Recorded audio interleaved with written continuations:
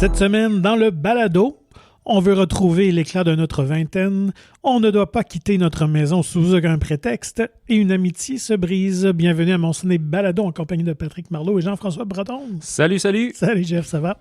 Ça va très bien. Beaucoup de films cette semaine. On a eu une grosse semaine de visionnement. Ouais, et chose curieuse, 2 films réalisés par des Français, 2 films américains ouais. Anglophones, réalisés par des expatriés. La francophonie va triompher. Oui. Sans oublier toute l'équipe aussi, parce qu'évidemment, ils traînent, on y reviendra, mais ils traînent beaucoup de leurs camarades là-bas. Tout à fait. Donc, dans les sorties de la semaine, un film qui crée un gros buzz depuis ses débuts à Cannes. On a bien hâte d'en jaser dans quelques instants. Mais avant, un petit mot de notre commanditaire. Oui, encore cette semaine, la microbrasserie de l'île d'Orléans, fondée en 2006, elle est située au cœur du village de Sainte-Famille sur l'île d'Orléans, donc à seulement 15 minutes de Québec. Vous y trouverez un pub moderne d'inspiration rustique qui nous rappelle l'histoire de l'île d'Orléans. La terrasse couverte avec vue sur le fleuve et la côte de Beaupré se veut une halte à découvrir.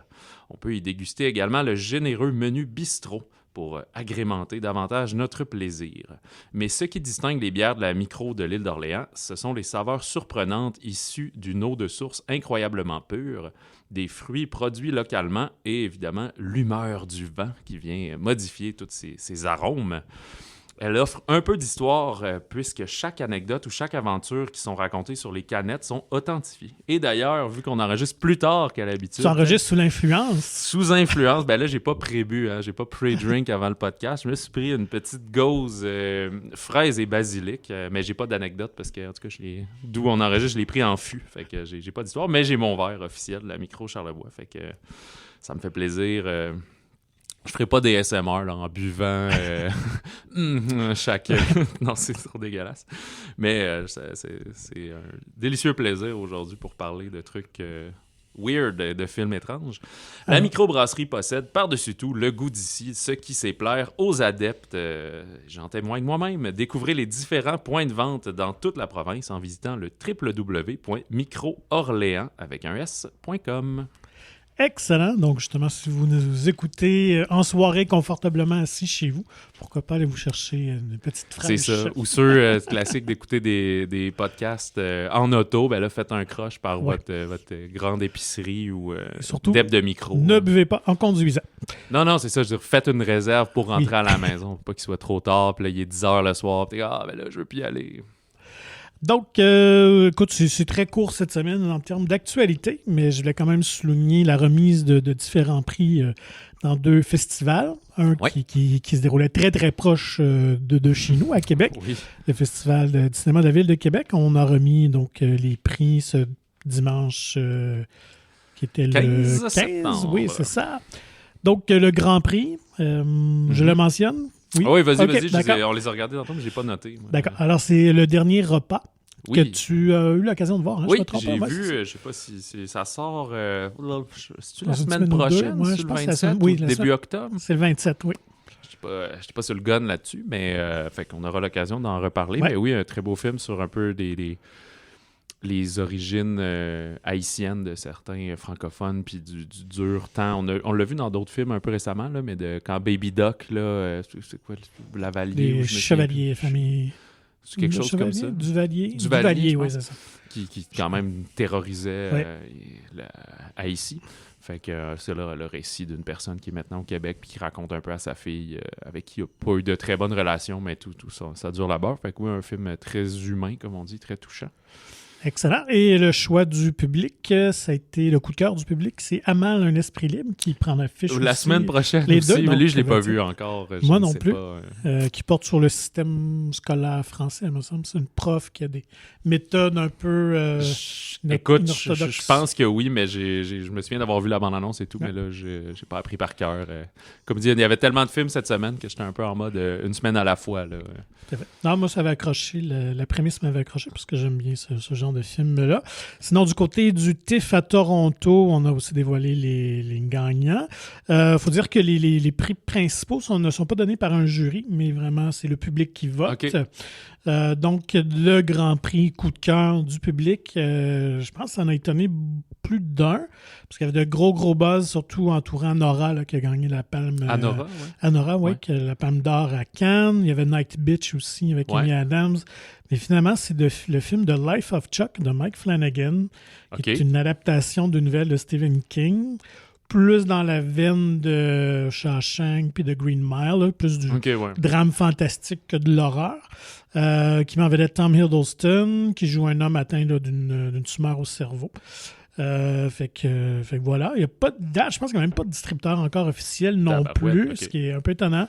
J'ai l'impression qu'avec ce prix-là, ça va sûrement se régler nécessairement. Parce que Flanagan, c'est quand même... il fait beaucoup d'horreur, mais c'est un réalisateur établi que les gens vont vouloir voir ses films. Oui, tout à fait. Puis Tom Hiddleston aussi, là, quand même un acteur bien apprécié. Du côté de catégorie Midnight Madness, c'est souvent... une catégorie plus de films marginaux. Sans grande surprise. Le People's Choice, c'est The Substance. Et on va discuter dans quelques minutes. Tout à fait. Et puis, meilleur film canadien, c'est Berger. Ah oui, j'ai tellement de le voir, moi. Moi aussi, beaucoup. Donc voilà pour les gagnants du côté du TIFF. Il va sûrement... je sais pas, est-ce que tu voulais parler de Cinémania ou pas nécessairement? Parce qu'ils ont commencé à annoncer les films qui vont avoir lieu. Oui. Puis je me demande si Berger va jouer. Là. Ce serait le genre de film qui pourrait encore y être, puisqu'en plus une coproduction. Ouais, mais est-ce qu'il va être déjà en salle?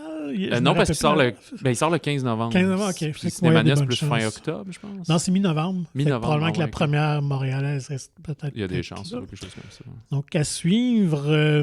Sinon, toi, t'avais-tu des petites nouvelles? Ou je suis mêlé, c'est le festival de l'Abitibi qui est fin octobre, je pense. C'est ça. Non, je suis fidèle à moi-même.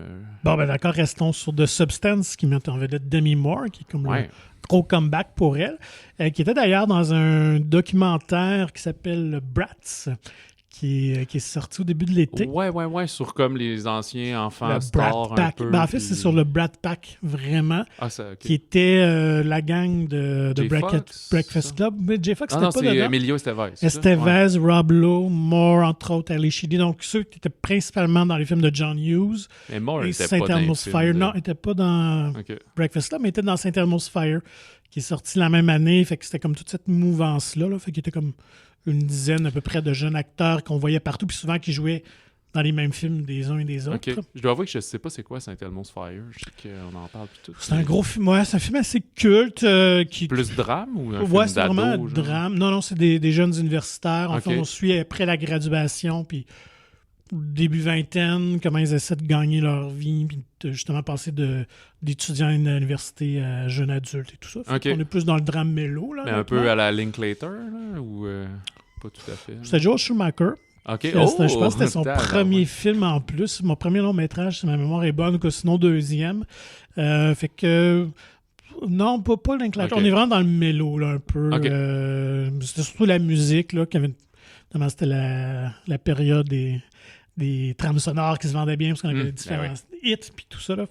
Fait que voilà. Fait que bref, le documentaire Bratz a été fait par Andrew McCarthy, qui est un comédien aussi, qui était dans Saint Elmo's Fire, entre autres, Pretty in Pig et tout ça. Et donc, dans le film, il interviewe différents personnalités ou vedettes là, qui faisaient partie du Brat Pack. Donc, fait que c'est ça. Fait qu'il y a comme un petit buzz médiatique entourant ça, parce qu'il y avait un effet nostalgique assez puissant, mais suite à ça, et pendant sa ronde de presse de mémoire, révélé qu'il y avait des discussions pour un Saint Elmo's Fire 2. Ah ouais, OK. Fait que ça a peut-être ravivé la flamme. Là, on est vraiment dans cette mode-là, je trouve. Peut-être qu'on l'est tout le temps, mais avec Betelgeuse, puis toutes les espèces de suites tardives de 40 ans plus tard, en ajoutant des générations puis des choses de même. Là. Fait que... Vraiment, oui, je pense qu'on est dans ce courant-là. Je pense que Cobra Kai a contribué beaucoup à ça. Là. Est-ce qu'on a une bonne idée ou on a juste une possibilité? C'est ça. C'est-à-dire que chaque projet, c'est différent. Les idées d'histoire se jaseraient. OK. Mais on verra bien. Un peu comme la fameuse série de Gracie, tu sais. Il y avait eu la Degrassi Nouvelle Génération, que là, c'était les enfants des autres, puis qui veut bien rejouer dedans. Ici au Québec aussi qu'on a eu. C'est vrai, ouais. Quand même. Donc, à suivre pour les inconditionnels de Saint Elmo's Fire. Parmi mes amis filles, il y en a que c'est comme leur film. Classique des années 80. Puis est-ce qu'ils vont suivre Demi Moore jusqu'à The Substance, tu penses? Je pense pas. Sinon aussi, Mel Gibson va être de retour derrière la caméra. Ouais, mais dans Flight Risk? Non. Ben oui, mais il y en a d'autres. Okay. Non, pour il y en a d'autres. Un projet annoncé, une suite à un film qui ma foi, fait beaucoup Braveheart jaser. 2, c'est quoi? Non, parce qu'il était quand même mort. Oui, ben il pourrait suivre avec quelqu'un. Ben il avait fait tu ris, mais ils ont fait un autre film plus un petit peu B-movie là, qui parlait au cinéma, puis c'était Bruce quelque chose, puis c'était Robert quand même... de Bruce, ouais, c'est plus ça, historique, ouais. Non, écoute, il va ramener Jésus sur le grand écran. Ben il est mort aussi, Jésus. Oui, mais il a ressuscité. Okay, fait qu'on a une raison de faire... ça va être un film de Pâques? J'imagine, oui. On parle de... Ouais, c'est avril 2025. Fait que ouais, mais je veux dire, ça va-tu... J'ai même pas vu La Passion du Christ. Ça va être sur les 3 jours. Ben, La Passion du Christ, c'était vraiment... Ça finit avec la crucifixion. La crucifixion, c'est ça. C'est sa longue démarche là, qui l'amène vers le mont Sinaï. Rushmore? Ouais, non, pas Rushmore. Okay. Ça, c'est les présidents. Donc là, ça serait les 3 jours donc entre la crucifixion et c'est avant sa résurrection. Okay. Et Casaviel devrait réincarner Jésus. Alors, est-ce que ça va être probablement. Angel Studio qui produit le film? Non, je pense que c'est lui avec ses propres bidous qui remet son argent, parce qu'on sait, Dieu sait que son premier The Passion of the Christ, il avait financé lui-même. Ouais, puis c'était un heureux pari. Là. Ça avait rapporté 600 millions. Mais je pense, écoute, les films religieux font de l'argent, mais c'est un peu comme le country, là, c'est quand même à part. Là, ils font pas tout autant d'argent. Il y a certains succès qui sont durs à réimiter maintenant à cause que les gens vont un petit peu moins au cinéma, puis la consommation se fait différemment, les ventes de DVD, toutes ces affaires-là. Mais fait que je pense pas qu'il ferait autant, mais si c'est beaucoup mis de l'avant, le fait qu'il arrive, on l'aime ou on l'haït, mais il arrive quand même avec son CV. Fait que je pense que les gens à qui il s'adresse, ils s'en foutent de ce qu'il dit, puis qu'ils nient l'Holocauste, puis toutes ces affaires-là. Tout à fait. Non, les autres veulent juste voir Jésus. Avec du gros budget. Alors qu'il y a beaucoup de films biblicaux qui sont un peu budget réduit, mettons. Là, oui, c'est ça. Oui. Quand t'en arrives un avec gros budget, ben là, je sais pas, là, ça va être quoi, mais... En tout cas. Ouais. À suivre. Donc, normalement, sur les écrans de printemps prochain. Le tournage va se faire cet hiver. Là, fait que ça va être mais printemps, short and sweet. Printemps 2025? Ouais. Fait que j'ai l'impression que ça sera peut-être pas si gros budget que ça. Là, on s'entend qu'il ne mettra pas 100 millions sur un film. Ouais, c'est ça. Mais c'est peut-être un 30-40 millions, quelque chose comme ça. Puis je pense que ça va être tourné en 3 semaines. Puis cet hiver, puis Bing Bang, on monte ça. OK. Fait qu'à suivre. Sinon... je sais que tu es un grand fan des biopics. Ça dépend pour qui. Je peux pas m'en emprunter. Il en faut plus. Et voilà. Fait que le Kiss, évidemment, va avoir droit à leur puis là, c'est le même problème. Ils sont tous vivants ou presque là-dedans. Je sais pas. Je pense que les 4 d'origine. Fait que là, ils vont tous avoir un droit de regard. Puis ça va être super à l'eau de rose. Puis tout est beau. Puis on a fait un peu de drogue à m'amener. Ce qui me fait un peu plus peur, c'est le réalisateur qui semble avoir été choisi. C'est McG. Qui avait fait les Charlie's Angels, je ne replace même pas. Je sais pas. Qu'est-ce qu'il avait fait? Il avait fait Terminator. Genesis, genre? C'était celui qui se passe dans... Non, moi qui se passe dans le futur, là. C'était Genesis? J'en parle. Dark Fate? Non, Dark Fate, non, dans le futur avec Christian Bale. Ouais. OK. Redemption, Resurrection. En tout cas, bref, c'est celui-là. Okay. Puis, McG est comme considéré un peu comme une risée. Mais c'est juste McG, il n'y a pas de prénom, c'est juste comme McLovin dans... Ouais, c'est OK. Ça. Fait que voilà.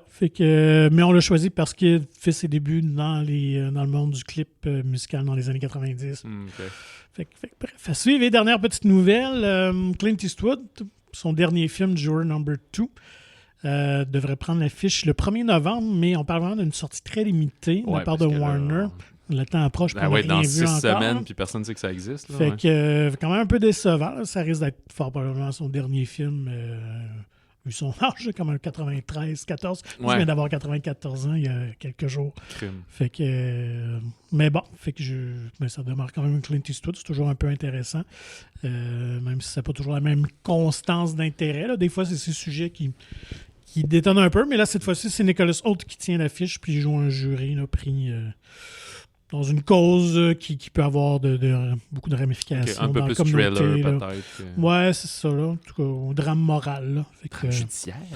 Bref, pas à suivre pour les fans de Clint Eastwood, en espérant qu'on l'ait au moins au Canada, sinon au Québec aussi, puis peut-être même dans Ouais, mais là, Québec. limité comme ça, peut-être fait au Québec, je serais surpris qu'il y ait une version française. Là, Ouais, ça risque pas. Ouais, surtout, je sais plus par cœur, mais effectivement, il y a eu, dans les années 2000, des très gros films, là, quand même. Oui. $1 Million Baby, puis Gran Torino, puis une autre couple d'autres, quand même. The Mule, ça avait The quand Mule, même je pense que c'est marché, son dernier gros, ouais, me puis semble. c'était quoi, là, 2018, 19 à peu près? Là? Peut-être un petit, ouais, Ou... peut-être un petit peu avant, je sais pas. Puis, mais là, ouais, les derniers, c'est plus timide. C'est pas nécessairement des mauvais films, c'est juste... Bref. Le film d'auteur peut-être un peu moins grand public. Là. Mm-hmm. Fait que voilà le tour pour les actus. Sinon, bande annonce. Bande-annonce, quand moi, même. je trouve. Là. Mickey 17 de Bong Joon-ho, donc qui retourne faire un film aux États-Unis depuis peut-être le... Okja sur Netflix, ça avait été aux États-Unis, sinon le Snowpiercer, un de ses premiers. Puis avec Robert Pattinson, entre autres, dans plusieurs rôles, puisqu'il joue quelqu'un, on est dans le futur, on n'est pas trop clair si on est sur la Terre ou ailleurs dans l'espace. Il s'est soumis volontaire à être comme un genre de cobaye, puis à chaque fois qu'il meurt, ben, on l'a cloné, fait qu'on peut le recréer, dans le fond. Fait qu'il se retrouve un peu dans cette folie-là. Il y a qui? Mark Ruffalo, Naomi Aki, Stephen Young, Toni Collette. Mais je pensais que ça serait un ton comme un peu dramatique quand je lisais ça sur papier. Puis une fois la bande-annonce sortie, non, ça a l'air un petit peu... Comédie noire. Ouais, Coco Banane, comédie noire, que là, il se retrouve, il y a deux clones en même temps parce qu'il y en a un qui est pas mort finalement, etc. Fait que... Ben, cette espèce de folie qu'il y a dans plusieurs des Bong Joon-ho, qui étaient un peu moins dans Parasite, qui étaient un petit peu plus au sérieux, ou d'autres films, peut-être Memoirs of a Murderer, des affaires de même, mais dans certains de ces films... il y a cette inventivité-là, mettons. Fait que, hâte de voir ça. Robert Pattinson, qui fait quand même plusieurs films de sci-fi, était dans un film de Claire Denis aussi, dans l'espace, que j'ai oublié comment ça s'appelait, où tout virait mal, là, très sexuel. Fait que, 31 janvier, déjà, pour ça. Et... ça a l'air très, très prometteur, honnêtement. C'est vraiment original comme histoire, puis j'aime bien le ton, humour décalé un peu et tout ça. Là. Fait que, c'est de ça. voir. Puis l'argent a l'air d'être à l'écran, pas mal d'effets et tout. Moi qui est... Sinon, oui, toi... film d'action, film de papa, suite qui avait été annoncée, qu'on pensait plus que ça arriverait. Den of Thieves 2, Pantera. Je me souviens plus comment ils appelaient en français Den of Thieves, paquet de voleurs, je sais pas. Mais avec Gerard Butler puis O'Shea Jackson Jr. Fait que dans le premier...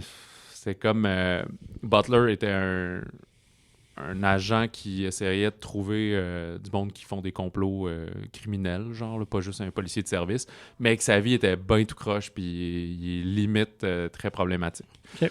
Puis finalement, spoiler, ça finissait que c'est O'Shea Jackson qui avait l'air du nigo de service qui était derrière toutes ces opérations-là, puis qui s'est sauvé avec tout le magot.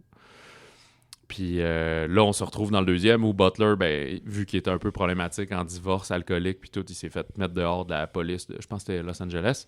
Puis il a retrouvé Jackson qui est rendu ailleurs dans le monde. Fait qu'il va le rejoindre, puis il dit « Bon, là, j'ai besoin de cash. Fait que je suis encore aussi weird qu'avant, mais je travaille plus pour la police. Fait que là, mets-moi dans ton braquage. » Fait que c'est des films de braquage que je dirais un petit peu élevés quand même. Là. Le premier avait l'audace de faire genre 2h20. Là. Fait qu'il y avait beaucoup de développement de personnages, puis on prenait son temps. Il y avait quand même une scène vraiment cool à la fin, là, une scène d'action de fusillade, mais dans le trafic, genre. Fait que tout le monde sortait de leur char, puis ils se couraient après. C'est quand même cool. Fait que c'est un film plus, quand même. Je trouve que c'est pas White House Falling ou que je sais pas trop. White House Down, ces affaires-là. Non, je le trouve un petit peu plus cool que ça. Mais là, est-ce que la suite a le moyen de ses ambitions et tout, on verra bien. Je pense que c'est Lionsgate qui produit ça. Fait que... Ouais, ça semble... Ça sent Lionsgate un peu. Ah, puis écoute, c'est Lionsgate, mais distribué par VVS. Là. Fait que là, t'es le premier aussi. Fait que tu sais, c'est comme en tout respect, là, un cool VVS d'action en mon sens. Mais écoute, ça fera pas 250 millions, là, on verra bien. Le 10 janvier, fait que gros début d'année. Ben, ça me laisse le temps d'aller écouter le premier. Je pense que... Dans le genre, je trouve que c'est des bons films, mais c'est pas des films iconiques et tout. C'est comme Liam Neeson, mettons Taken, le premier, c'est bon dans son genre. Après, il y en a eu trop, peut-être. Là. Surtout, il a toujours trop fait le même film, pareil. Ouais, ben là, en plus, il y a une autre bande-annonce d'un autre qui vient de sortir. C'est comme, moi, à chaque fois que tu vois la bande-annonce, il y a des bonnes chances que ça soit direct tout DVD, cette affaire-là. Mais puis je parle de Den of Thieves, il est quand même annoncé pour le cinéma aussi du côté de VBS. Bon, ça t'actue aux nouveautés de la semaine? Ouais, moi, je vais avec le plat principal. D'accord. The Substance de Coralie Farge. Oui, La Substance, disponible dans plein de langues, en français, en sous-titré français ou en version originale anglaise. Fait comme on disait d'entrée de jeu, c'est des Français qui font des films aux États-Unis. Bon, on a un peu... spoilé. Ça met en vedette Demi Moore, Margaret Qualley, qu'on voit dans tous les films maintenant, et Dennis Quaid. Qualley, qui est la fille de Andy McDowell, et je sais plus c'est qui son père. Quelqu'un Qualley, j'imagine. Je pense que c'est un ancien modèle que j'avais vu, un ancien mannequin. Tu peux expliquer des choses? Ben voilà. On va suivre ici une actrice hollywoodienne qui était anciennement oscarisée, qui était la coqueluche, donc jouée par Demi Moore. Puis là, elle est rendue cinquantaine avancée. Elle s'appelle Elizabeth Sparkle, qui doit être un nom d'actrice, si on veut, un peu là-dedans. Ça me fait juste penser à Robin Sparkle dans How I Met Your Mother. Mais là, maintenant, elle anime une émission d'aérobie pour, disons, femmes d'âge mûr. Fait qu'elle est en train de perdre un peu son temps d'antenne et tout parce que les grands producteurs blancs et à l'argent et aux jolies minettes disent « Bon, là, ça n'a plus de bon sens, cette vieille madame-là. » Fait qu'elle se fait un petit peu tasser. Puis elle accepte très mal ça. Puis je peux comprendre que c'est quand même insultant. Fait qu'elle se fait offrir une espèce de procédé biochimique très secret qui s'appelle The Substance, donc la substance, qui créerait un double d'elle plus jeune. Donc il la ramènerait dans sa version jeune. Mais c'est pas clair si c'est elle-même ou une autre version différente. Sauf que les deux peuvent pas exister en même temps. C'est pas un sérum qui la rajeunit, c'est un sérum qui lui crée un double plus jeune. Mais il faut qu'elle suive les instructions à la lettre et qu'elle alterne d'une semaine à l'autre pour que les corps se régénèrent puis puissent fonctionner correctement. Mm-hmm. Sauf qu'il mentionne bien que tu es la même personne. C'est pas deux entités différentes, mais rapidement, peut-être que ça va créer une dichotomie puis être un peu mélangeant pour elle et peut-être qu'ils vont un peu tricher ces règlements qu'elles doivent suivre à la lettre. Très bien dit. C'est ça. Fait que c'est une espèce de quête de l'éternelle jeunesse qui... c'est une proposition qui va 100% à broil dans panne. La panne à... le poêlon à 10. Là. Moi, oui. Avais-tu finalement le temps d'écouter le premier film de... Oui, Revenge, qui était aussi un film tourné en anglais qu'elle avait fait, qui était... aussi très sexy, là. Oui. Quand même, c'était... on revient, c'est son premier film, 2018, à peu près 17, je pense. Ouais. C'était comme une espèce de playboy, là, très riche et tout, qui invite sa maîtresse dans un petit cottage, genre au milieu du désert. Maison de luxe. Comme, bon, on va avoir du sexe pendant 24 heures, 48 heures. Après, je te retourne, puis mes chums de chasse s'en viennent. Sauf que les chums de chasse arrivent un peu plus tôt. Il se passe des affaires sans consentement. Fait que là, il la laisse un peu pour morte, là. Mais ils l'ont laissée pour morte. Puis par une espèce de force du désert à la Catwoman, mais ici plus par l'énergie des fourmis, elle va prendre vengeance, prendre revanche sur eux. Fait que il y avait déjà des petits éléments de gros plans, de body horror tranquillement, de la domination des hommes sur les femmes objets. Mais elle filme quand même ces femmes de manière très sexy qui mettent ça. Fait que cette espèce de dichotomie qui challenge. Là, au lieu de juste accuser en ne le montrant pas, elle montre, mais qui a comme une liberté là-dedans. Fait qu'on n'est pas si loin. On a juste plus le budget de nos... en fait, le premier était super cool, mais je veux dire, c'est un film qui a plus de budget, puis probablement qu'on n'a pas hésité à lui donner, finalement. Si le premier avait peut-être une vibe...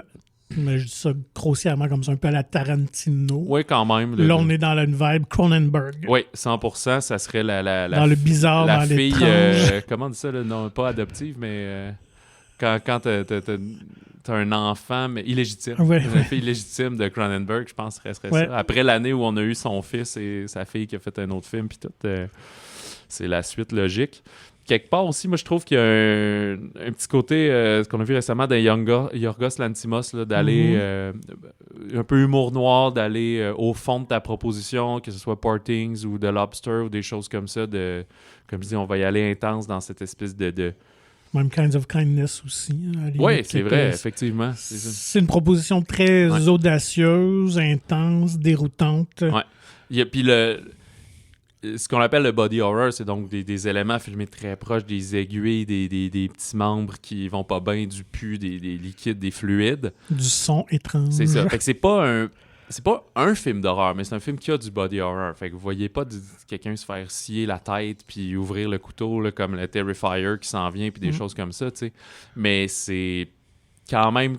inconfortable. Ouais, puis c'est comme le classique du jumpscare, tu sais, quand on parlait avec X-Men de Longlegs, qu'il filme super bien les fenêtres, puis t'es comme, il y a quelque chose qui va popper. Ben là, il est souvent en train de filmer un gros plan sur un œil, sur une pupille, sur une dent, sur une bouche, sur Dennis Quaid qui mange des grosses langoustines de façon dégueulasse. Puis le traitement sonore avec ça, t'es toujours, c'est comme, c'est quelque chose de normal, mais ça devient écœurant parce que le focus est vraiment mis là-dessus.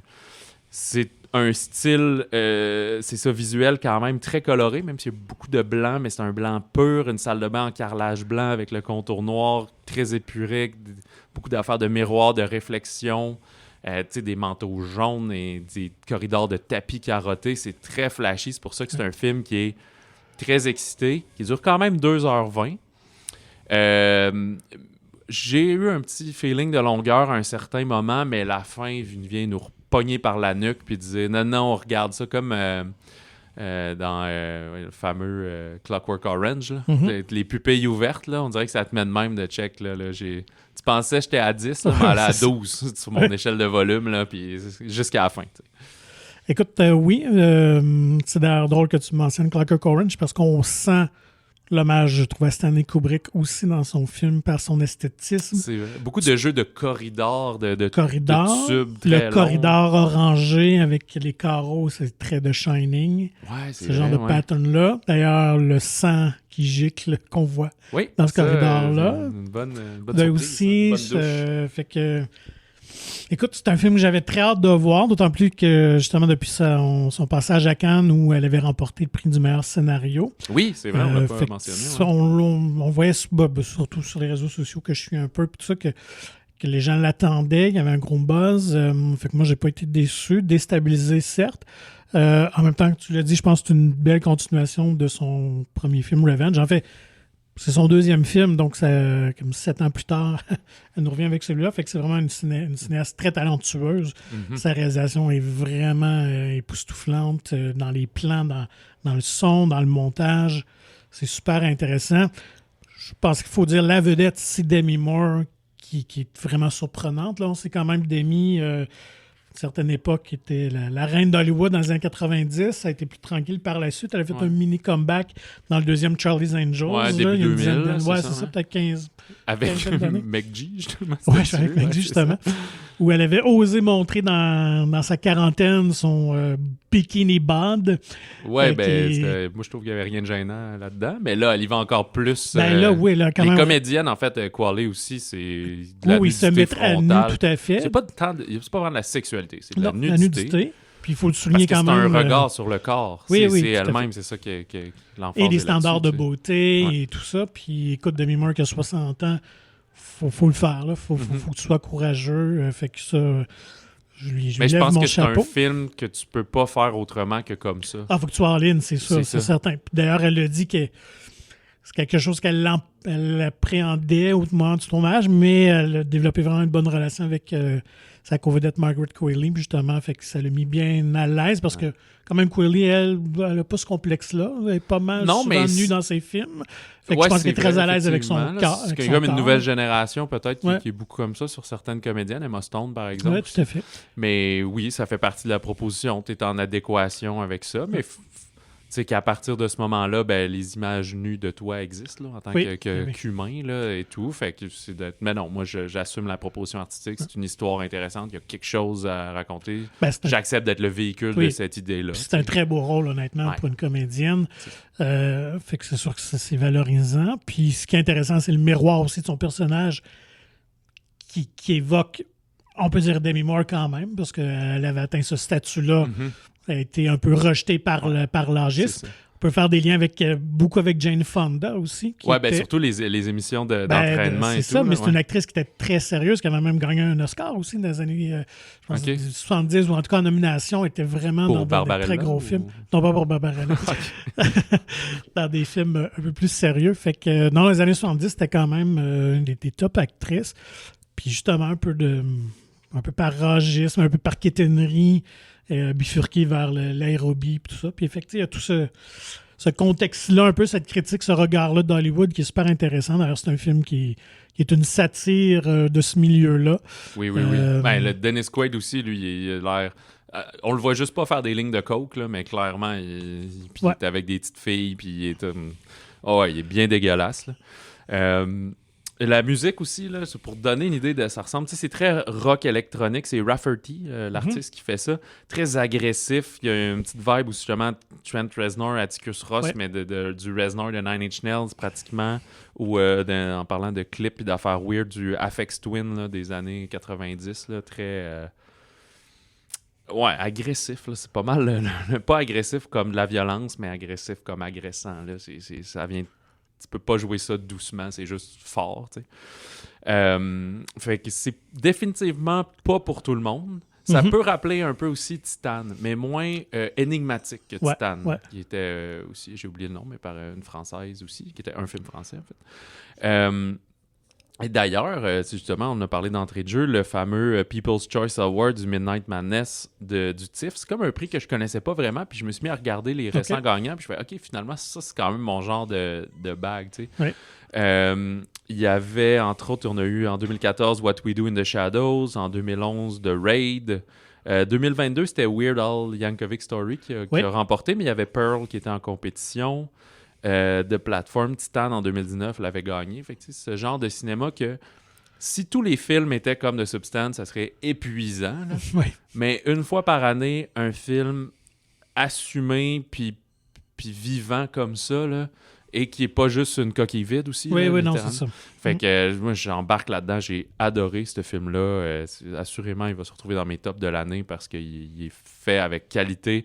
J'ai pas remarqué, si c'était Adrien Moreau qui était sur les prosthétiques. Non, j'ai regardé. Non, c'est un Français, j'imagine. Non, mais j'ai oublié, Fait que moi, mon seul petit... On donne pas de note, mais ma seule petite retenue, c'est qu'à 2h20, moi, j'aurais aimé ça qui dure 2h, 2h02 ou quelque chose comme ça. Mais comme d'habitude, c'est facile à dire. Je sais pas qu'est-ce que j'aurais enlevé dans le film. Mais il vient bien nous rechercher à la fin. Il finit pas poète-poète. Il finit très fort. Tout à fait. Puis, fait à noter, c'est une distribution de la plateforme Mubi. Puis Mubi avait eu certains films qui ont sorti au cinéma qui sous-distribuaient. Puis là, ils font une vraie fenêtre cinéma pour le film. Je sais pas quand est-ce qu'il va être sur la plateforme, là, dans plusieurs dizaines de jours, 60, 90 jours, je sais pas. Fait que c'est super cool. Fait qu'avec ça, on revient toujours un peu chicaner Netflix ou Apple qui ont retiré Wolf puis des affaires comme ça. Puis dire, non, il y en a d'autres là, qui comprennent que ça donne... Moi, je trouve que ça donne du panache à ton film. Puis, ultimement, tu le rentabilises plus. Après, tu as l'exclusivité sur ta plateforme. C'est quoi le rush d'aller mettre ça tout de suite? Donne-toi une fenêtre cinéma, puis le monde va enjoyer. Ouais, faut quand même dire que c'est une production working title. Ouais, ça a été racheté par Mubi, dans le fond. C'est pas eux qui ont produit. C'est qui dans Working Title? Working Title, c'est beaucoup les films de... Comment tu les appelles, les Anglais qui ont fait Notting Hill, For Weddings and a Funeral. Hugh Grant, là, mais je sais pas. Non, mais les producteurs, c'est Tim Bevan puis Bruce. J'aurais pas su leur nom. Fait qu'ils ont travaillé moins ce genre-là, bien qu'ils ont quand même, je pense pas qu'ils ont travaillé avec les Coen, mais en tout cas, quand même des films plus grand public que ça d'habitude. D'ailleurs, c'était Universal, je pense qu'ils ont distribué beaucoup des films de Working Title qui devaient sortir le film, mais ils ont eu trop peur quand ils ont vu ça. Fait qu'ils ont dit, finalement, on va passer, les amis. Sais-tu quoi, c'est bien correct. Parce que je pense qu'il n'aurait peut-être pas su comment même si le film buzz puis il fait 40 millions, là, mettons, sur sa run, là, pas en fin de semaine, une autre compagnie n'aurait peut-être pas réussi à... Ça prend quelqu'un qui est all-in avec ce film-là, qui a le bon réseau de contacts, qui a la bonne signature. Tu peux pas... c'est ça, c'est pas n'importe quel film qui peut être distribué par n'importe qui. Le film vit pas en lui-même. La promotion, puis l'effort et l'énergie qu'on met dedans est en lien là-dedans. Puis des trucs comme Universal, c'est rien contre eux, mais des fois, ils ont aussi beaucoup de films. Fait que si tu le traites juste de même, puis que la semaine prochaine, t'as Robot Sauvage, puis que t'as là, il l'aurait peut-être pas sorti le 20 septembre, là, mais tu sais, t'as plein de films, c'est comme, on passe tout de suite au suivant, tandis que là, pour l'an que Mubi puis leur équipe, c'est comme, là, nous, on se concentre là-dessus, là, c'est ça. On fait des festivals, on fait notre sortie, c'est juste ça qu'il y a dans notre assiette en ce moment. Fait que moi, j'ai quelques petits fun facts rapidement sur le film. Donc, Farja a établi, ou en tout cas trouvé cette histoire-là alors qu'elle avait eu 40 ans. Il y a quelques années, ça a été sa crise de la quarantaine. Elle se sentait justement ce questionnement que beaucoup de femmes... ouais, je sais pas aussi si elle a eu des habitent. enfants. Là, c'est quelque chose qui vient Je quand sais même jouer pas. beaucoup. Hein, Donc, aussi, fait qu'elle a décidé de mettre ça sur papier, ce qui est quand même intéressant. Ray Liotta avait été choisi pour jouer le rôle. Il aurait été bon aussi. Je pense qu'il a été très bon. Ouais. Finalement remplacé par Dennis Quaid. Et je pense que Liotta, parce que dans le film, je pense qu'un petit clin d'œil évident à ce personnage-là, à Harvey Weinstein, Ouais. évidemment le grand dirigeant de Miramax déchu pour tous ses frasques sexuels. Puis je pense que Liotta, physiquement, il aurait peut-être ressemblé un petit peu plus à Liotta. Puis y avait-tu, Dennis Quaid, je le sais pas, mais est-ce que Liotta avait eu aussi une coupe de chirurgie, là, un petit peu de botox? Je pense que oui. C'est ça. Mais Weinstein, non, mais ça ajoute à ce personnage-là parce que le Harvey du film aussi dit à un moment donné très ouvertement, c'est comme 50 plus, là, c'est fini. Là, c'est pour ça. Dans le fond, les codes d'écoute baissent parce qu'elle est trop vieille. C'est ça dans sa tête. Fait qu'on criffe ça au vidange, on rajeunit. Je veux plus jeune, plus sexy, plus frais. Audition 18 à 30 ans, gros max, blablabla. Hey, mais juste pour le film, ça n'a pas de bon sens. Ce qu'il présente dans le film au début, son émission d'entraînement, quand c'est Demi Moore. Quand c'est Elizabeth, c'est bien correct, mais quand c'est la plus jeune, Sue qui arrive, c'est de la porn habillée, là. Je veux dire, c'est de la porn habillée, puis en vêtements serrés, puis qui cache juste les genitals, comme on dit, puis tout. Fait que c'est comme, et puis ils sont comme, les codes d'écoute sont folles, on continue, les gens t'aiment. Les gens veulent te baiser, tu sais. Tout à fait. Et dernier petit fun fact, donc Margaret Qualley, qui est la fille d'Andy McDowell, comme tu le disais.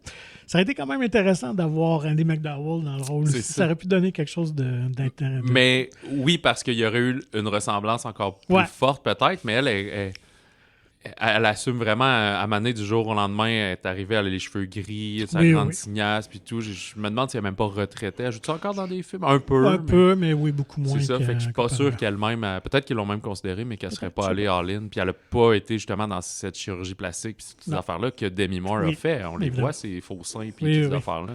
Qui tiennent encore très bien à 60 ans, quand même. Oui, ben en plus, c'est ça qui est dommage, mais je comprends. Puis ça, c'est pas juste pour les femmes, c'est juste que les femmes, je pense que c'est encore plus sévère dans l'industrie de l'animation, de la télé, du cinéma, de genre, t'as l'air trop vieille, ça prend des plus jeunes. Les petits traits d'arrive. C'est ça, tandis qu'on dit souvent que les hommes vieillissent, ça prend plus vieux avant que tu aies ce clash-là. Fait qu'un homme de 50 ans qui sort qu'une fille de 31, c'est classique, ou qui, dans le film, là, sont comme un couple, mais c'est comme moi, dans la vraie vie, ils ont genre 23 ans de différence. Là.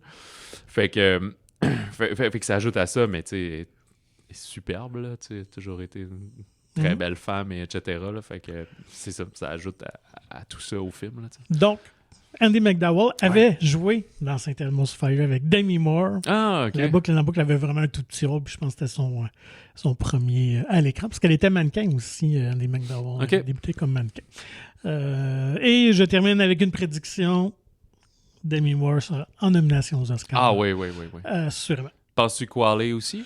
Je sais pas. Elle est très, très bonne. Est-ce que c'est un rôle assez puissant pour qu'elle soit nominée? Puis c'est le genre de cas que aussi, ça dépend qu'est-ce que le distributeur va faire. C'est à leur discrétion, mais tu sais... Ils pourraient pousser les deux comme... Ouais, c'est ça. Les deux sont un petit peu lead dans ce film-là, parce qu'en plus, on les voit en alternance. Fait qu'au début, on voit plus Moore, amener on voit plus Qualley, amener ça revient, ça balance. Fait que ça dépend des... Souvent, ils poussent ça comme des odds. C'est sûr que tu peux pas mettre Demi Moore en secondaire, mais à la limite, tu pourrais mettre Qualley en second rôle. Ouais. Ça serait peut-être mieux que mettre tous les œufs dans le même panier puis soumettre les deux à la même place, là, mais ça va être un rôle très fort. Là.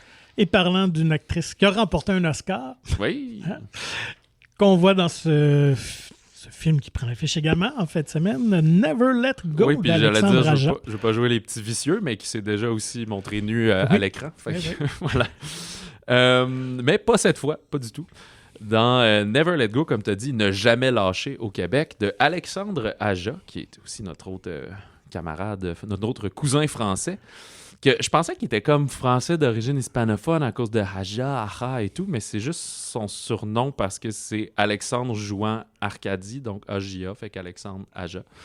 Nom d'artiste, avec Halle Berry, qui est la vedette du film, mais aussi Percy Daggs-Cat et Anthony B. Jenkins, deux jeunes afro-américains pas connus, mais qui jouent ces deux fils jumeaux dans l'histoire. C'est un film d'horreur ici, plus clairement de l'horreur que dans le code de Substance. On est dans une maison qui commence à être très vieillissante, embusquée au milieu du bois, une mère de famille monoparentale avec ses jumeaux.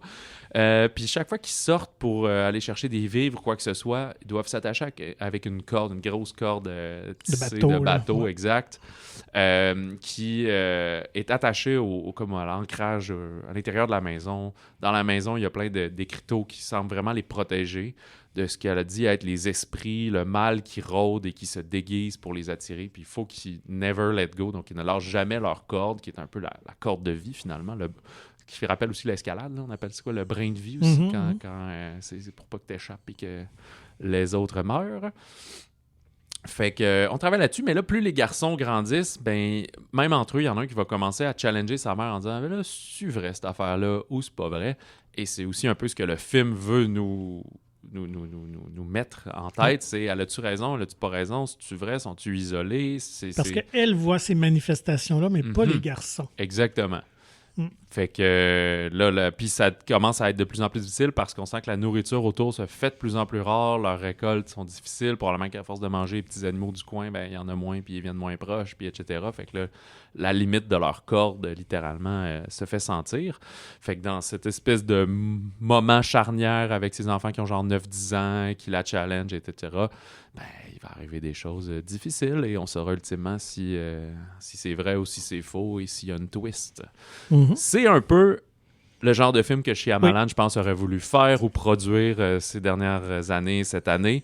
C'est dans ses cordes, effectivement. C'est ça. C'est comme du bon Shyamalan des meilleurs jours, mais que c'est pas du tout associé à lui. On est justement quelque part un petit peu entre peut-être... je lisais ça, du Bird Box, qui était un peu sur cette espèce d'esprit, puis d'esprit de créature extraterrestre, puis il fallait avoir les yeux bandés ou quoi que ce soit. Fait qu'il y a une idée de foi aussi.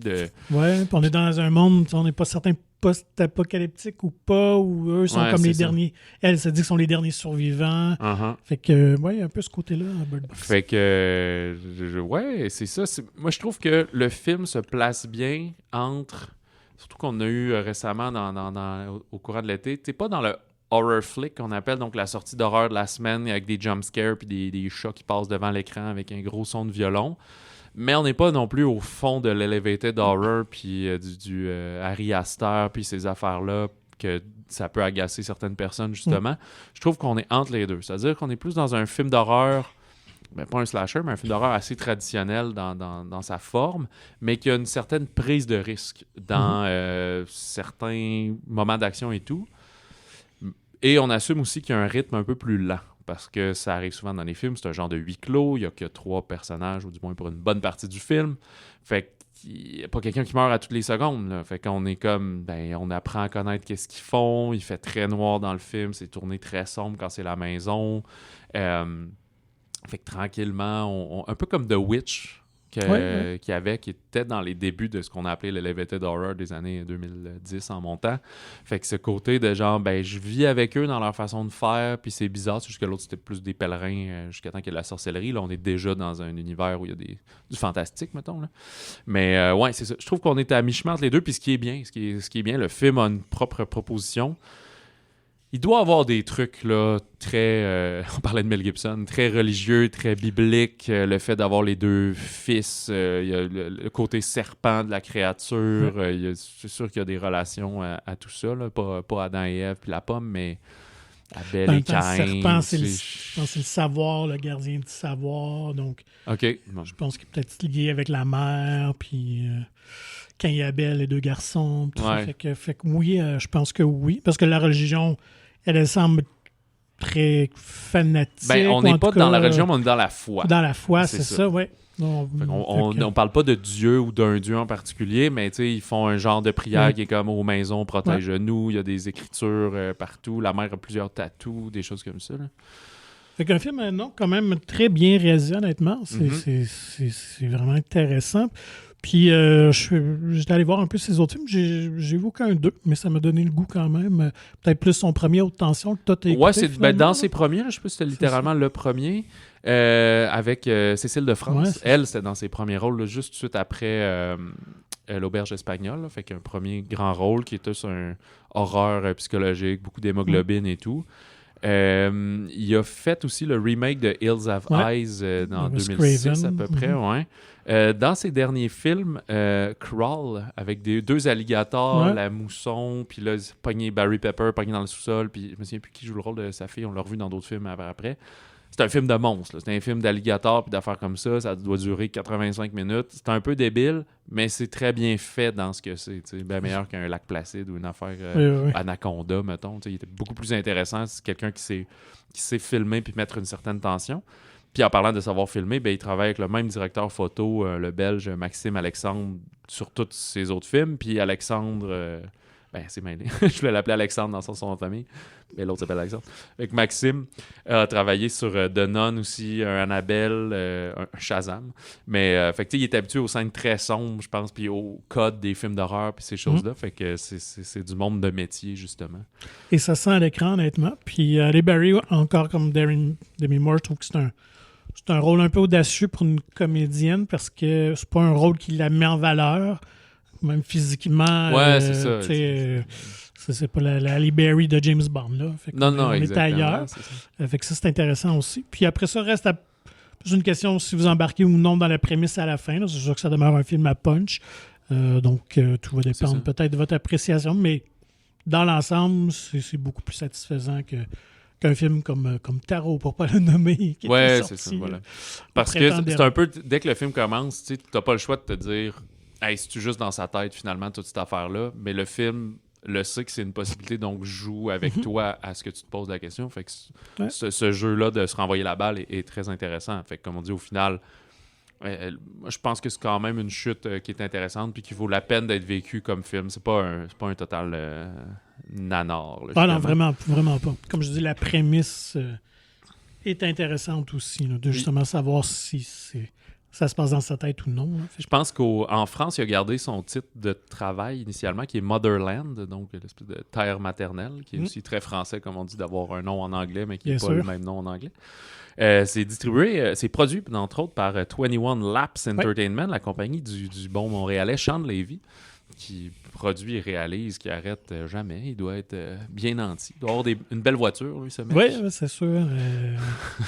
Ça roule très fort. Et aussi, première production en tant qu'executive producer pour la boîte Halle Holly, qui est Halle Berry et son ami Holly Jeter, que je ne connais pas. Fait que tu vois qu'elle a kiffé. Hein? Elle a embarqué à fond là-dedans. Dire, oui, je joue le rôle principal, je prends des risques, comme tu dis, puis je prends des risques financiers. Puis, fait qu'on va peut-être la voir. Je sais qu'elle avait déjà produit un peu, elle, en tant qu'exécutive à Berry, sur d'autres projets, mais sa boîte Halle Holly, ça, c'est le premier projet pour eux. Très bien. Sinon, pour les familles ou les grands-enfants, Transformers 1 de Josh Cooley. Oui, Transformers 1 au Québec. C'est un prequel. On est en animation. On est sur Cybertron et on va avoir des jeunes Megatron et un jeune Optimus Prime, mais qui n'ont même pas encore ce nom-là. En fait, ils n'ont même pas la capacité de se transformer. Ils sont des robots, ils sont sur la planète Cybertron, mais ils sont des robots mineurs, donc ils travaillent dans les mines. Oui, et non pas des ados. Non, c'est ça. Fait qu'ils travaillent là, mais ils sentent, et surtout le Orion Pax, c'est celui? Orion Pax, c'est le Optimus Prime, qui OP finalement, mais oui, qui veut plus, puis il y a la course des fameux un peu Transformers, ils appellent pas tout à fait comme ça, mais ceux qui sont plus militaires, puis qui sont plus grands, puis plus forts, puis qui peuvent se transformer en vaisseau, puis en affaire de même. Puis ils disent, il faut participer à ça, il faut montrer qu'on peut s'élever de notre rang social, puis qu'on est autant digne que les autres. Puis en rentrant là-dedans, une fois la course terminée, ils vont se retrouver sur la surface parce qu'ils vivent tous au centre de la Terre. Et sur la surface, ils vont découvrir qu'il y a une espèce de machination parce que la planète Cybertron va pas bien depuis un bout parce que les anciens, j'oublie tout le nom des robots, là, mais les anciens genre de héros qui ont construit la Terre, qui ont formé la planète, les Primes, sont tous disparus, ils sont tous morts, fait qu'il reste juste un leader, puis ils vont réaliser qu'il y a peut-être anguille sous roche dans toute cette histoire-là, mais ce qui va aussi éventuellement les mener alors qu'ils sont les meilleurs amis, à être en désaccord sur peut-être la manière de procéder, un peu comme un genre de X-Men First Class avait fait entre Magneto et Charles Xavier. Effectivement. Donc on raconte justement ses origines du conflit entre Megatron et Optimus Prime, qui sont ennemis depuis depuis les débuts de la création de ça. Jusqu'à temps que ça Transformers. devienne des Autobots et des C'est Transformers. Autobots puis Decepticons, c'est ça. Donc, Josh Cooley, le réalisateur, et c'est lui qui avait fait Toy Story 4. Ouais. Pour vous situer. C'est quand même un projet... On blaguait un peu en voyant le film. Tu sais, c'est le genre de film qui a dû être annoncé il y a longtemps puis que ça a pris du temps à faire. Ben effectivement. Ça remonte à 2017 quand même. OK, ouais. Qu'on avait annoncé la mise en chantier. On avait créé Ça veut dire qu'il y a eu quasiment... Il y a eu 2 Transformers, même 3 depuis. Il y a eu Bumblebee puis Rise of the Beast de l'an passé. Ouais. Ouais, parce qu'on avait créé un writer's room, donc... un gros brainstorm. Ouais, plusieurs scénaristes se joignent pour lancer des idées, créer des histoires et tout ça. Donc, justement, cette histoire-là est née de 2 scénaristes. Donc, on avait annoncé en 2017, mais bon, tout ça a pris du temps avant que ça prend forme. Ouais, puis un film d'animation, on fait pas ça en 70 jours. Là, non, effectivement. Mais j'étais curieux de voir, est-ce que c'était vraiment, donc, ça faisait partie de l'univers des films Transformers en prise de vue réelle, là, qu'on connaît depuis, je pense, 2007-2008, dans ces années-là, le premier. Là. Donc, effectivement, c'est confirmé que ça se veut vraiment. En fait, c'est canon, tout ça. C'est canon. Puis, écoute, ça se passe 3 milliards d'années avant le premier film. Donc, en masse. Ils sont vieux de même, en masse les robots, apparemment. Donc, en masse de jus pour faire plusieurs films. En fait, c'est confirmé. On veut en faire une trilogie. L'histoire serait développée. Le box-office va faire foi de tout pour voir s'il y aura une suite ou non. Et les producteurs ont quand même expliqué, parce qu'il faut dire, dans la version originale anglaise, c'est Chris Hemsworth qui fait la voix d'Optimus Prime. Ce qui a amené un petit scandale. D'habitude, c'est Peter Cullen. Peter Cullen qui fait la voix depuis 1984, depuis la première série animée quand même. C'est ça. Puis dans les films de vue, les films en prise de vue réelle, c'est lui aussi. Effectivement, mais on a expliqué que oui, c'était voulu d'avoir un comédien un peu plus jeune, une voix un peu plus jeune, mais qu'il y aurait... un peu plus connu, là, un peu plus populaire. Ça, c'est sûr aussi, on s'entend. Mais qu'il y aurait une évolution logique qui amènerait donc à cette voie-là plus tard de Optimus Prime plus âgé. C'est quand même le 2e long-métrage animé de Transformers. Le premier date de 86. Ouais, ça, c'était lui que le méchant, c'était la voix de... c'était Orson Welles. Orson Welles, c'est ça, exact. Qui faisait le... C'était Cybertron, même, je pense qu'il faisait. Oui, non, il faisait Unicron. Oui, c'est ça, genre de planète soleil. Ouais, c'est ça. Puis il était décédé 5 jours après avoir enregistré. Enregistré ça fait que c'est ça, c'est son dernier projet, dans le fond. Oui, tout à fait. Mais la grosse controverse du Transformers de Movie, qui avait été quand même un échec commercial, même si les jouets roulaient à fond et tout ça, on avait tué Optimus Prime dans le film. All in. En fait, on n'avait pas un plan de trilogie. Là. Hasbro voulait vraiment tuer toute la première génération de personnages de Transformers. Faire un Optimus Second. Faire un reset puis revendre des nouveaux jouets, bien sûr, avec la nouvelle génération, parce que dans le film, c'est un mix de nouveaux personnages puis des plus anciens. Mais ça a fait que les enfants ont capoté leur vie parce qu'ils étaient tellement attachés à Optimus Prime, fait que les producteurs puis les studios ont sous-estimé ça, malgré l'avis d'un des scénaristes qui disait « Vous faites une grosse erreur ». Mais on le fait quand même. Fait que les enfants pleuraient, sortaient du cinéma, ils ont reçu beaucoup de plaintes des parents. Qu'est-ce qu'on a fait? L'année suivante, dans la série animée, on a ramené Optimus Prime. On a trouvé une façon de le ramener à la vie.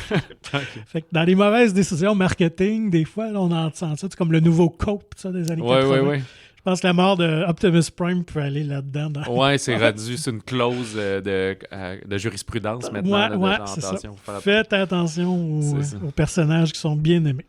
Donc voilà pour Transformers 1. Écoute, c'est vraiment quand même un film très léger que je pense que les jeunes enfants... Puis c'est une belle qualité d'animation là-dedans aussi. Oui, puis tu sais, c'est pas... c'est très classique, mais c'est pas classique mal fait. Puis je pense que les plus jeunes vont apprécier, vont passer un bon moment. Puis je pense les commentaires j'ai vu un peu aussi, je pense que les fans de la première heure qui ont mon âge, mais moi je ne suis pas, j'ai jamais trippé Transformers honnêtement. Je pense qu'ils semblent apprécier. Star Wars? Non, Star Wars, ça a déjà fini à cette époque-là. Moi j'étais full G.I. Joe dans ces années-là. Là. Fait que voilà, puis écoute, même au niveau des critiques. Une chance que les films de G.I. Joe sont bons. Ça, écoute, même le dessin animé n'avait fait un. Oui, mais là, en plus, ils vont faire le Transformers G.I. Joe. Ouais, c'est ça, c'était ça la fin de Rise of the Beast, le multiverse. Fait que non, j'ai jamais été bien servi dans mon fandom de G.I. Joe. Mais qu'est-ce que j'allais dire donc? Je sais pas, je t'ai brisé avec tout ça. On parlait des bons côtés du film. Là, non, je parlais des critiques, c'est ça, qui sont quand même vraiment positifs. Je pense que tu as 89-90 sur Rotten Tomatoes, qui est quand même assez rare pour ce genre de film-là, et surtout pour un Transformers. Là. Puis je pense qu'il y a juste Bumblebee qui est positif. Ouais, puis le premier, peut-être. Peut-être, là. Je doit être sa frise, là, peut-être. Ouais, peut-être. Fait que voilà, pour Transformers 1. Je sais pas si tu avais d'autres choses à ajouter. Non. Écoute, ça reste quand même... même si t'es pas si fan, c'est toi le spécialiste de ce genre d'affaires-là, je trouve.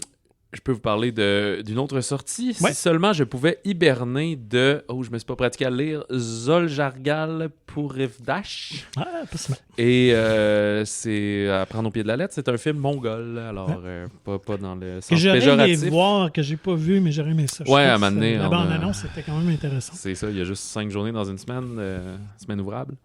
On est à Oulan-Bator en Mongolie et on va suivre un adolescent qui se découvre une espèce de pas un don, mais une bonne aptitude pour les sciences et surtout principalement la physique. Sauf que lui, il vit avec ses 3 frères et sœurs et sa mère qui est monoparentale dans un genre de yourte qui ont de la misère à chauffer. Fait qu'ils sont comme en banlieue de ce centre-ville-là. Fait qu'on est vraiment dans une classe sociale très pauvre. Mm-hmm. Fait qu'il va rapidement, un peu dans le film, avoir à choisir entre ses études, puis qui vont demander un temps puis un investissement pour aller vers éventuellement qui mènerait un bon emploi avec une bonne source de revenus, tu sais, dans, je sais pas, 10-12 ans, là, après l'université puis tout. Ou là, dans l'immédiat, aider sa famille qui a de la misère à manger, qu'il y en a un qui est malade, que c'est l'hiver, il fait frette, puis ils respirent de la fumée de charbon à journée longue à chauffer leur petite yourte. Fait que c'est comme cette charge-là qui est sur ce ado-là. C'est donc un coming of age, un récit d'apprentissage, mais qui est super intéressant parce que, on est dans un lieu qu'on connaît pas du tout. Une culture c'est ça. Ouais. Que tu comprends qu'il a aussi travaillé tout l'été pour se payer des souliers Nike puis qu'ils usent à la corde, puis mais même l'hiver. Mais nous autres aussi, on met des sneaks l'hiver quand même. Vrai. Mais on change nos Nike pas mal plus souvent. Lui, c'est le big deal et tout. Fait que, mais il est quand même très empathique à aider ses frères et ses sœurs, même s'il est plus en conflit avec sa mère, justement, parce qu'étant plus vieux, il la voit plus pour ce qu'elle est, qu'elle a des problèmes d'alcool, qu'elle n'est pas solide sur ses 2 patins. Fait que c'est ça le place au milieu de tout ça, de vivre son adolescence, mais de penser au suivant, de devoir maturer rapidement. Oui. Ce qui est cool aussi avec le film, c'est que c'est très réaliste, c'est-à-dire que c'est pas Will Hunting non plus. Quand je dis qu'il commence à faire des compétitions de physique, puis tout, puis il finit 7e, puis il finit 6e, puis ça va bien, puis on l'encourage. Il n'est pas premier, il n'est pas... il n'est pas rendu à Harvard à la fin de l'année. Non, c'est ça, exactement. Fait que ce côté-là est très intéressant. C'est pas trop mélodramatique. Ouais. Ça avait été présenté à Cannes, mais 2023. Fait que je pense que c'est dans les derniers films là, qui ont été acquis qu'on n'avait pas vu encore de l'autre Cannes d'avant. Mm-hmm. Fait que, bref, comme tu l'as pas vu, j'en parlerai pas trop, mais c'est ça. On est dans les thèmes de l'alcoolisme, la pauvreté, la pollution, l'exode des peuples nomades, les écarts de richesse, la solidarité aussi entre les gens. Fait qu'il se fait beaucoup aider par ses voisins, mais il n'ose pas trop demander. S'ils disent hey, « viens nous voir, c'est un problème », il n'ira jamais les voir, mais il va se rendre compte que le crime, ça fait 3 jours que vous n'avez pas mangé, viens donc, je t'invite, puis là, il se goinfre au restaurant, puis tout, c'est super cool. Autre film international, fait qu'évidemment, c'est disponible en version originale avec sous-titres français. Autre film, et ça avait été présenté au FCVQ, effectivement, de la Ville de Québec, mais là, c'est disponible partout, à Montréal, et tous les cinémas qui jouent ce genre de film ou en film répertoire. Et un autre film international, cette fois de l'Espagne, En bonne compagnie, de Sylvia Munt.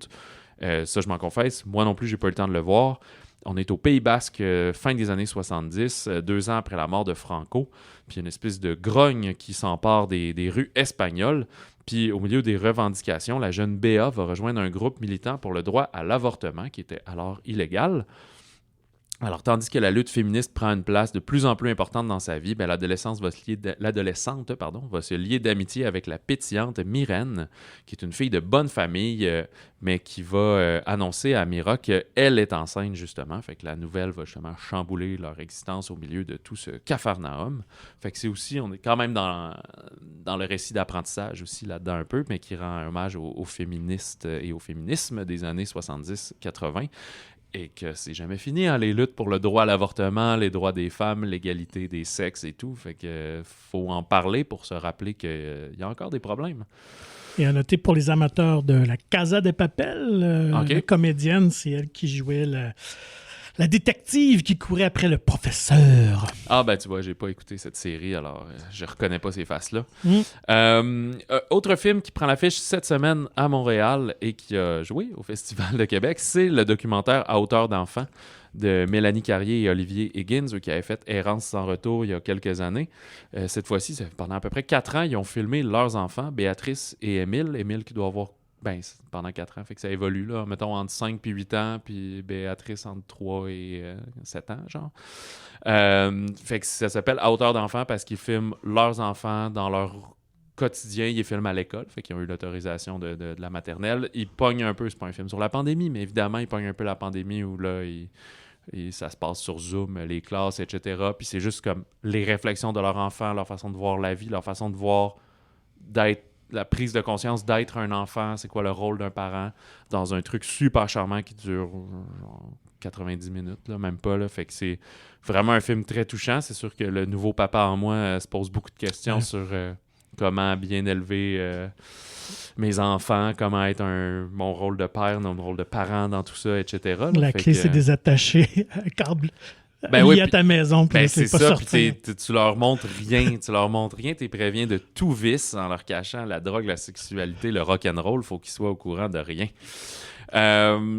Ou l'inverse, tout de suite t'es garoches dans fosse aux lionnes, c'est ça. Et les plus forts vont survivre. Exactement.